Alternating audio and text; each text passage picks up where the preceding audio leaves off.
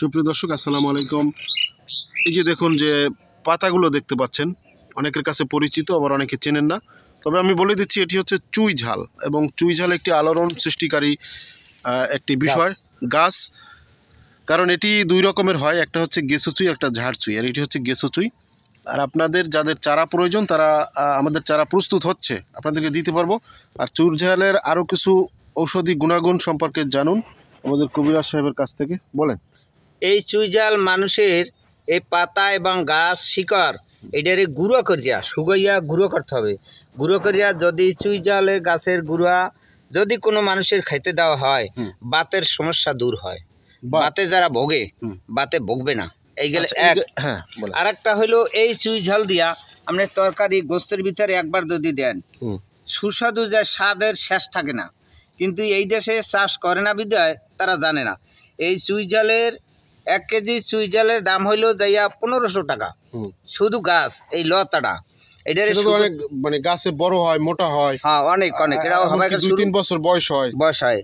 এই গাছ সবাই শুরু করছে। গাছ তো আন্য লাগাইছি, চারা এখনো পুরো দমই হয় না। এই গাছ বাইয়ে উঠবে এবং এই সাথে গাছ আছে, এই গাছের সাথে বাঁধে দেওয়া হবে। পাতায় কি ঘেরান আছে নাকি? সবটাই আছে, পাতায় ঘেরান এবং এই গাছের লতায় ঘেরান, এবং এই গাছের লতার কাজ, ফুলের কাজ এবং ফলের কাজ, বিভিন্ন ধরনের কাজ করে এটা ঔষধ হিসেবে ব্যবহার। কিন্তু আমরা জানি না যে এই গাছ দিয়ে কি ঔষধ তৈরি হয়, তাও জানি। এই তো অনেক মোটা, এই রকমের অনেক মোটা হয় না? আস্তে আস্তে অনেক মোটা হবে। গাছ হইলে বিভিন্ন ধরনের কাজ। এই যে গাছগুলো হলো হবে আইন লাগাইছে, তো এই জন্য বড় গাছ হইলে দেখাইতে পারতাম যে কোন ধরনের মোটা হয়। এই গাছের গুণ হইলো অন্য কায়দায়। এই চুইঝালের কেজি হইলো 1500 টাকা। 1 কেজি লতার দাম হইলো 1500 টাকা, 1 টাকাও কম নাই। সেটা তো অনেক যশোরের দিকে কিনতে পাওয়া যায়, যশোর, খুলনা, সাতক্ষীরা, হ্যাঁ ওইদিকে মানে চাষ হয়। এইটা যে কোনো তরকারি গোস্তের ভিতরে আসমুরের গোস্ত রান্ধে তাতে দেওয়া যায়, গরুর গোস্ত রান্ধে তাতে দেওয়া যায়, মহিষের গোস্ত রান্ধে তাতে দেওয়া যাইবে।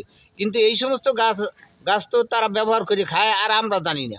সাধারণত মানে আমরা জানি এই যে বাতের কাজ করে ভালো, বাত হয় না মানুষের, এইটারে চূর্ণ করে ওই গুঁড়োরে মিক্স করিয়া আরো 2টা গুঁড়ো আছে, এই হলো স্লাদুত হিতে কাঞ্চন গাছের কষ।